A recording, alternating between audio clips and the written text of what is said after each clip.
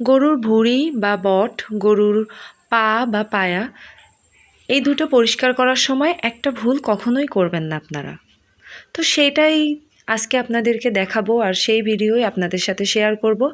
আসসালামু আলাইকুম, আমি সাতুলের কুড়িঘর থেকে আপনাদের সাতুল আপু নতুন আরও একটা ব্লগ ভিডিও নিয়ে আপনাদের সামনে আবারও হাজির হয়ে গেলাম। তো এই যে আমি তো পানি গরম করে নিয়েছি। তো কোরবানির সময় তো অবশ্যই সবার বাড়িতে গরুর পা আছে, পায়া আছে, তারপরে হচ্ছে গরুর ভুঁড়িও আছে। তো এটা তো পরিষ্কার করতেই হবে, এটা তো সবাই পরিষ্কার করে কম বেশি যারা কোরবানি দেয়। তো এই যে আমাদের একটা পায়া পেয়েছি, কারণ একটা পা পেয়েছি গরুর ভাগে, কারণ 4 ভাগ ছিল, 4 জনে 4টা পা নিছে। তো যাই হোক, এই যে মেয়ে মানুষের তো কোথাও গিয়েই শান্তি নেই। তো আমার ননদ বেড়াতে আসছিল, তো বেড়াতে এসেও তো তার শান্তি নেই। এই যে সে বলল যে থাক, তোরা তো পরিষ্কার করতে পারবি না, তো আমি পরিষ্কার করে দিয়ে যাই। তো এর জন্য আর কি পরিষ্কার করে দিয়ে যাচ্ছিল। এখানে আমি পরিষ্কার করার জন্য গরম পানিতে একটু লেবু দিয়ে একেবারে ফুটানো গরম পানি আমি নিয়ে নিয়েছি। সেখানে আর কি আগে প্রথমে একদম ফুটানো গরম পানির মধ্যেই আপনারা এই পাটা আর কি দিয়ে দিবেন, তাহলে দেখবেন যে ভালোভাবে উঠে যাবে পশমটা। তো আপনারা এখানে হচ্ছে একটা ধারালো চাকু নেবেন, কারণ ধারালো চাকু ছাড়া এটা ভালোভাবে পরিষ্কার করা যাবে না। তারপরে এই যে উল্টো দিকে আর কি আপনারা চাকুটাই করবেন, যাতে পশমটা ভালোভাবে উঠে যায়।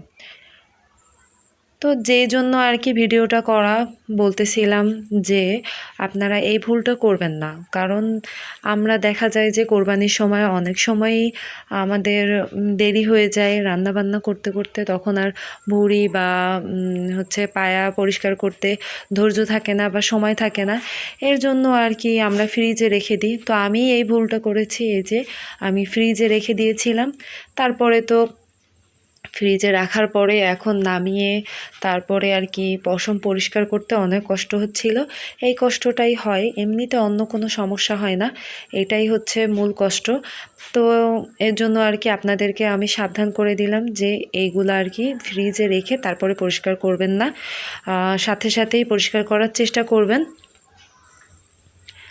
যাই হোক, এই যে এখন আর কি ভালোভাবে আর কি পরিষ্কার করে নিচ্ছিলাম। তো আস্তে মানে আমার ননদই পরিষ্কার করতেছিল, তার মাঝখানে আবার আমার হাজব্যান্ড এসে পড়ল।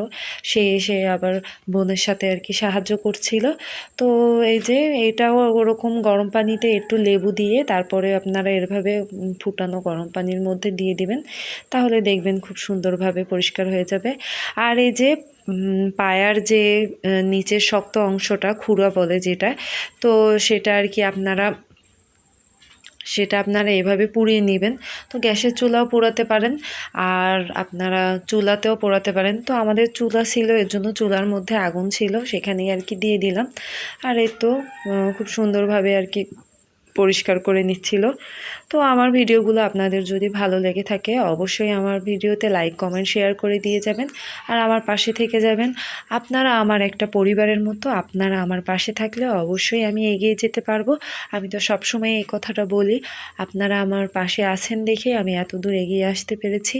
আর যেই আমার ভিডিওটা দেখে থাকেন অবশ্যই একটা লাইক দিয়ে কমেন্ট করে পুরো ভিডিওটা আপনারা দেখে নেবেন, কারণ আমার ভিডিওগুলো পুরোটা যদি না দেখেন তাহলে আমার ওয়াচ টাইম বাড়বে না। তো এই যে আমার হাজব্যান্ড আর কি কেটে নিচ্ছিল, তো ওটাকে আর কি চা পাতা বলে, ওটা দিয়ে আর কি মানে হাড্ডিটা কাটতে সুবিধা হয়। আর এই দেখেন ভুঁড়িগুলো কত সুন্দরভাবে পরিষ্কার হয়ে গেছে। তো এখন আর কি টুকরা টুকরা করে কেটে তারপরে আমি এটাকে একটু লবণ আর হলুদ দিয়ে সেদ্ধ করে তারপরে ফ্রিজে রেখে দেব। তারপর যেদিন রান্না করব সেদিন নামিয়ে ভালোভাবে রান্না করলেই হয়ে যাবে। তো 2 দিন ধরে যদি আপনারা রান্নাটা করেন তাহলে ভালোভাবে আপনারা খেতে পারবেন, মানে ভালো লাগবে আর কি খেতে। তো যে যেখান থেকে আমার ভিডিওটা দেখে থাকেন অবশ্যই আমার পাশে থাকবেন, সাথে থাকবেন, আমিও আপনাদের পাশে আছি, সাথে আছি। আর এই যে সেদ্ধ করা শেষ আমার ভুঁড়ি। আর আজকের ভিডিওটা এই পর্যন্ত, অন্য ভিডিও দেখার জন্য আমন্ত্রণ রইল। আল্লাহ হাফেজ।